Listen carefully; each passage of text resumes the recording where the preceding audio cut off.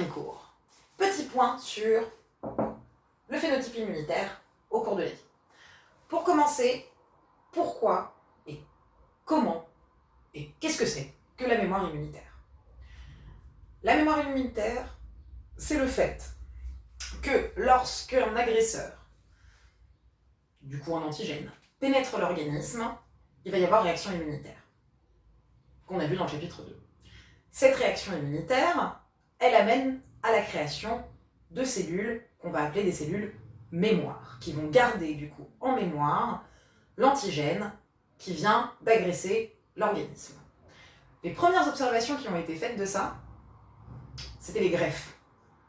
Si je prends un organe à un individu A et que je le greffe à un individu B,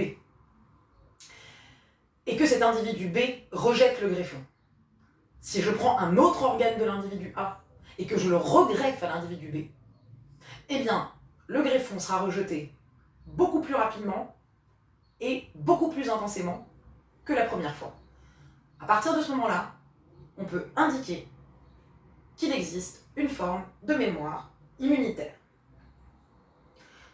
Comme on l'a vu, les lymphocytes B, les lymphocytes T, CD4 et CD8, sont donc capables, au cours de leur différenciation, de donner d'une part des cellules effectrices, les cytotoxiques, les plasmocytes, les auxiliaires, mais aussi une grande caste de cellules mémoire. Ces cellules mémoire sont à très longue durée de vie, d'accord ?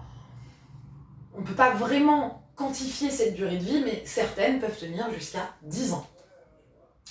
Ces cellules sont capables, du coup, vu qu'elles sont plus, oui, il n'y en a pas qu'une de cellules mémoire, il y en a quand même plusieurs, lorsque l'agresseur revient, de pouvoir donc s'activer plus rapidement, s'amplifier beaucoup plus rapidement, se différencier beaucoup plus rapidement et éliminer l'agresseur, du coup, avant même qu'on ait les symptômes de la maladie.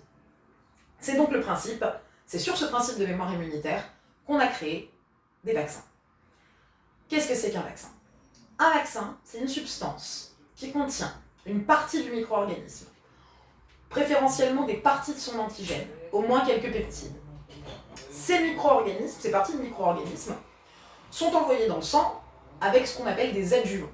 On en parle après.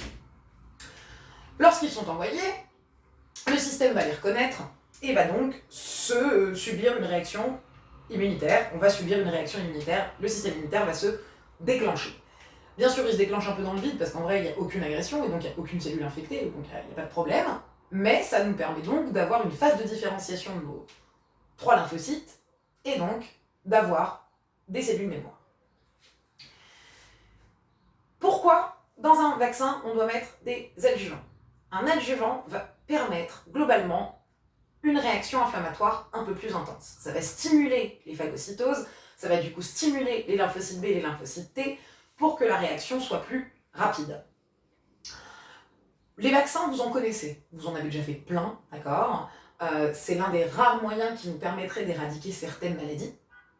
Par exemple, là en France, la rage n'existe plus. C'est grâce à la vaccination. Pendant très longtemps, on n'avait plus de cas de rougeole. C'était grâce à la vaccination, d'accord ? Donc, le vaccin, c'est vraiment quelque chose qui est de santé publique. C'est, à partir du moment où il en existe un, il vaut mieux le faire. Il vaut mieux le faire, ça permet d'être immunisés, nous, contre la maladie et aussi, du coup, de ne pas la transmettre. Ce qui est quand même assez pratique. Petite anecdote, le vaccin a été inventé par Monsieur Jenner au cours des épidémies de variole, où il a infecté un enfant avec la variole des vaches, pas la variole humaine, mais avec la variole des vaches, et que cet enfant, du coup, était immunisé contre la variole humaine. La variole des vaches était appelée la vaccine, d'accord, et du coup, on a appelé ce principe-là le vaccin. Ça, c'était en plus.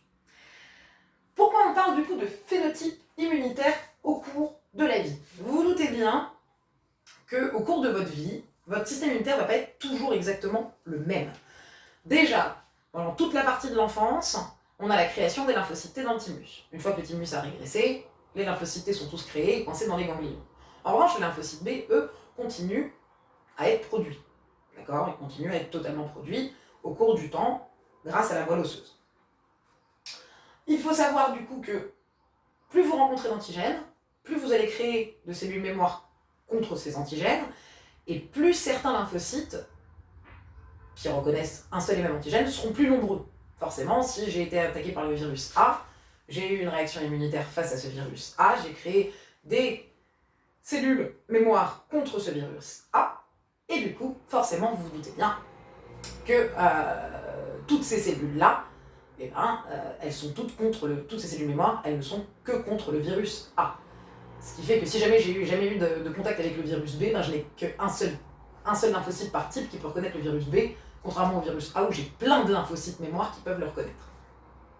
Du coup, le phénotype immunitaire, il évolue au cours de la vie, naturellement, avec les agressions que vous subissez, et aussi par la main de l'homme, par la vaccination. Ce cours, c'est juste un petit plus. Si jamais vous avez eu des petits problèmes de compréhension quand vous avez lu le polycopié, rien de très compliqué. Généralement, ce chapitre ne tombe pas, lui, entièrement en restitution organisée des connaissances. Voilà pour aujourd'hui. Je vous dis à demain. Enfin non, à demain pour l'ESP et à jeudi pour le tronc commun.